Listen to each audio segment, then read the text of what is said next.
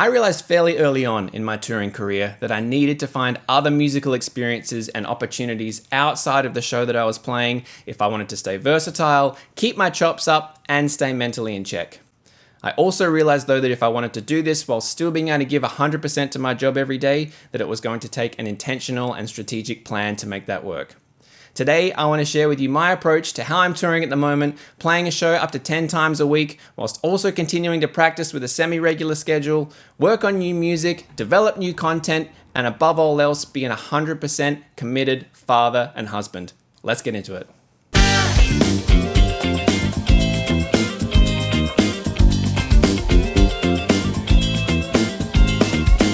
What's up everybody, welcome to Drummer's Perspective. My name is Ben Todd and I'm here to help broaden your scope of what's possible as a drummer. Thank you so much for joining me today, whether you're on YouTube or you're listening on the podcast. I really appreciate you wherever you are. If you're new, please subscribe, hit the like button, that would really help me out.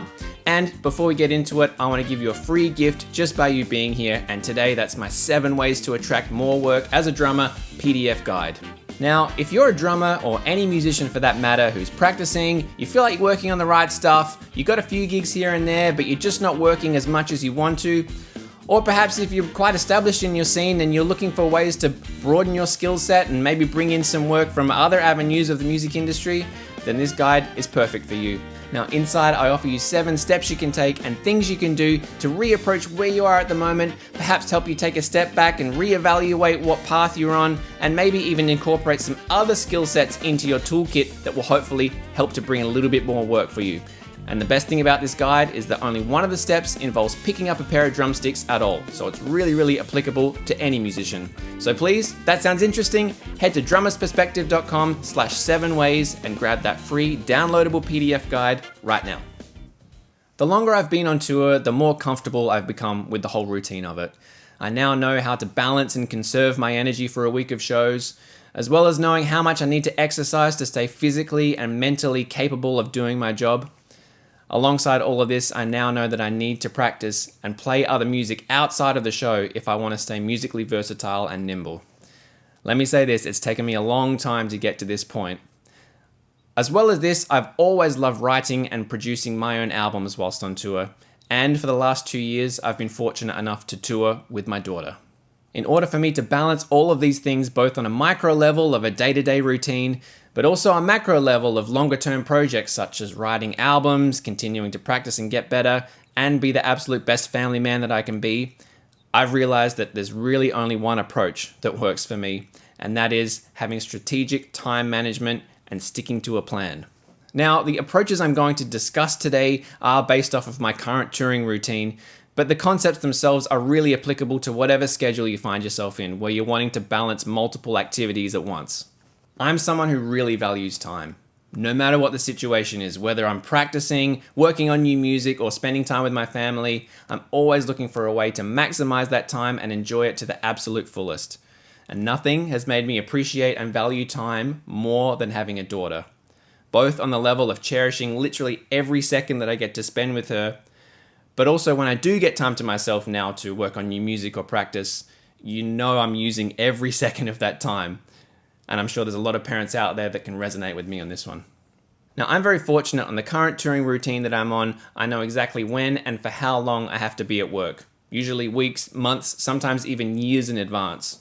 We run to a very detailed and specific schedule that allows me to look at a week and know exactly when I'll be able to have time to myself.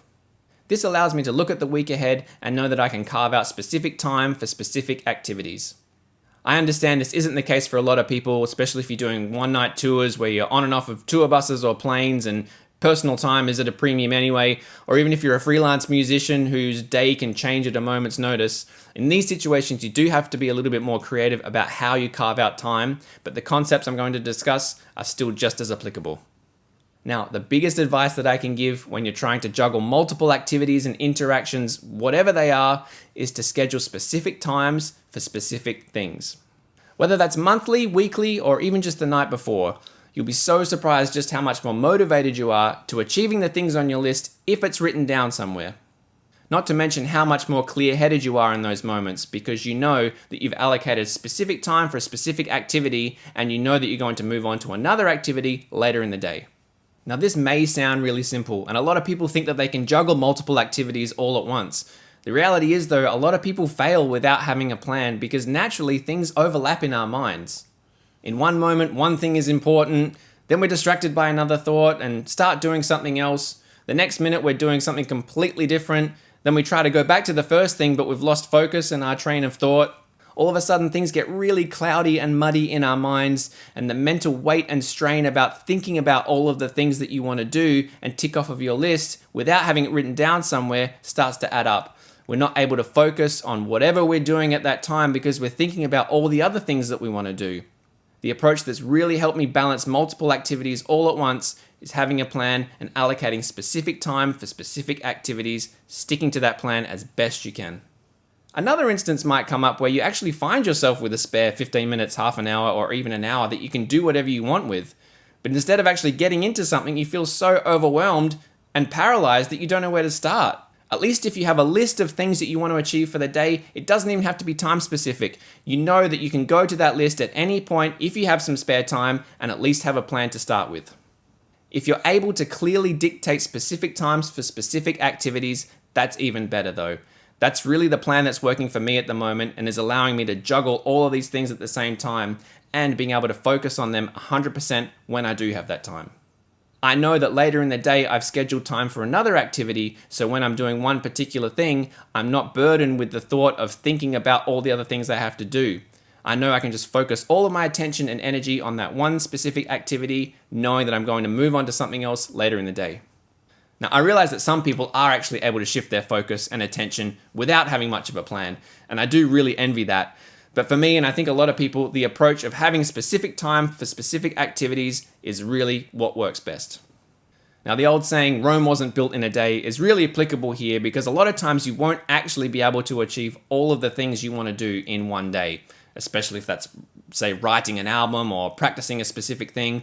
You do have to have a bigger picture outlook on your schedule sometimes and not just go day to day, but look at a weekly schedule, a monthly schedule, and set yourself goals for a month's time, 6 months' time, 12 months' time about what you want to achieve. From there, you can break it down into smaller chunks and tick off those goals much easier, especially if you have them written down. Looking at my specific current touring and work schedule, I'm going to run you through my approach at the moment. Now, I don't want to make this too day in the life-y, but hopefully this gives you an idea of how I'm able to balance multiple things during one day. Firstly, when I'm planning my week ahead, I figure out what the non-negotiables are. Obviously, I'm on tour with a show, so the time dedicated to playing that show and everything that comes with it is set aside for that. Secondly is to spend quality time with my family every day. Now, that means as few distractions as possible, phones, work, email, all of that, I really try and minimize as much as I can. I try to do as much personal work as I can when I'm on site for the show and reserve home time strictly for family. This means working on my computer before the show, between shows, in intermissions, and squeezing as much as I can out of those 10 minutes, 15 minutes, and hour blocks of time that I have at work when I'm not at home so I can reserve that just for family. Even though I'm fortunate enough to work with my wife at the show, I really don't get to see her that much during the day. Now, obviously, there are exceptions to all of these rules, such as right now, where I'm filming this episode in my apartment and my wife has taken my daughter to the playground. But I really try and minimize this as much as possible. Once I've figured out what the non-negotiable time allocations are for the week, I break it down from there and look at when I'm going to have spare time during my workday. Now, I know on a normal 2-show day, I have about 20 to 25 minutes to practice in my drum booth. Every day we have 30 minutes allocated to the band to sound check. Most of the time we only use about 5 minutes of that. So that allows me with, roughly 20 to 25 minutes to play the drums in my booth before they open the house. I also have about 15 to 25 minutes before the show starts where I can do some computer work, as well as about 15 minutes in intermission and sometimes about an hour in between shows. Once I know how much time I've got during the day, I break it down even further. Perhaps I use the 15 to 20 minutes before the show to work on new content ideas or scripts. I might use the little bit of time I have in intermission to write back to emails and messages. And then when I have that bigger chunk of time in between the shows, this is when I can spend a little bit more attention and focus to things that need it, like editing, composing, that kind of thing. Once you know exactly how much time you've got to yourself during the day, you can figure out a schedule that works for you. Now, as I said before, I'm pretty lucky. I know my weekly, monthly, and yearly schedule, so I can really have a detailed plan and stick to it and it makes it a lot easier, as I said, if it's written down. At the end of the day, the week, the month, you can look back at your written plan and tick off the goals and feel this great sense of accomplishment and achievement, and it's even more motivating to keep this approach going. The level of attention and focus that you're able to dedicate to the specific task that you're doing, knowing that you're going to be able to move on to something else later on, is so much more when you've actually got a written down plan. Now, a little bonus tip, if you are in a relationship with someone who you're living with and you do need time to yourself to work on specific activities, then something that I've found to be extremely important is to share what you're doing. If you say things to your partner like, oh, I just need some time to myself, or I'll only be an hour to do this thing, then you really risk two things. One, you risk your partner thinking that you care more about your activities than them. And two, you miss out on sharing any joy, success, happiness, or failure with them because they feel disconnected from what you're actually doing. Not to mention any ideas, support, or guidance that they may have as an outside perspective to help you with your projects. I'm so lucky to have the incredible, beautiful wife that I do who's always been 100% supportive and encouraging of all of my projects, and I only wish the same for all of you out there.